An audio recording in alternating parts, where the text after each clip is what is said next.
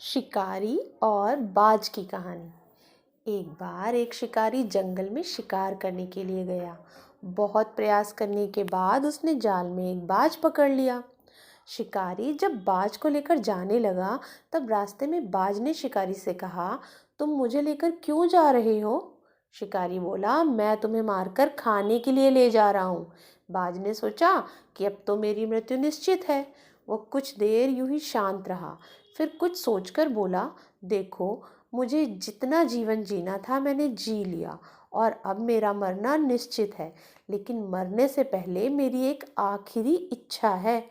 बताओ अपनी इच्छा, शिकारी ने उत्सुकता से पूछा। बाज ने बताना शुरू किया। मरने से पहले मैं तुम्हें दो सीख देना चाहता हूँ। इसे तुम ध्यान से सुनना और सदा याद रखना। पहली सीख यह है कि किसी की बातों का बिना प्रमाण, बिना सोचे समझे विश्वास मत करना। और दूसरी ये कि यदि तुम्हारे साथ कुछ बुरा हो या तुम्हारे हाथ से कुछ छूट जाए, तो उसके लिए कभी दुखी मत होना। शिकारी ने बाज की बात सुनी और अपने रास्ते पर आगे बढ़ने लगा। कुछ समय बाद बाज ने शिकारी से कहा, शिकारी, एक बात बताओ, अगर मैं तुम्हें कुछ ऐसा दे दूं जिससे तुम रातों रात अमीर बन जाओ, तो क्या तुम मुझे आज़ाद कर दोगे? शिकारी फौरन रुका और बोला, क्या है वो चीज़, जल्दी बताओ।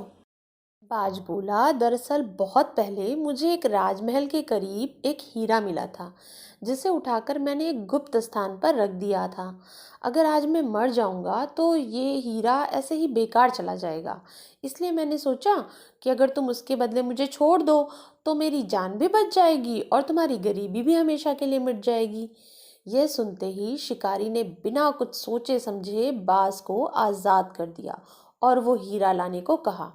बाज तुरंत उड़कर पेड़ की एक ऊंची शाखा पर जा बैठा और बोला, कुछ देर पहले ही मैंने तुम्हें एक सीख दी थी कि किसी की भी बातों का तुरंत विश्वास मत करना, लेकिन तुमने उस सीख का पालन नहीं किया। दरअसल मेरे पास कोई हीरा नहीं है और अब मैं आज़ाद हूँ। यह सुनते ही शिकारी मायूस होकर पछताने लगा। तभी बाज फिर बोला, तुम मेरी दूसरी सीख भी भूल गए कि अगर तुम्हारे साथ कुछ बुरा हो तो उसके लिए तुम कभी पछतावा मत करना।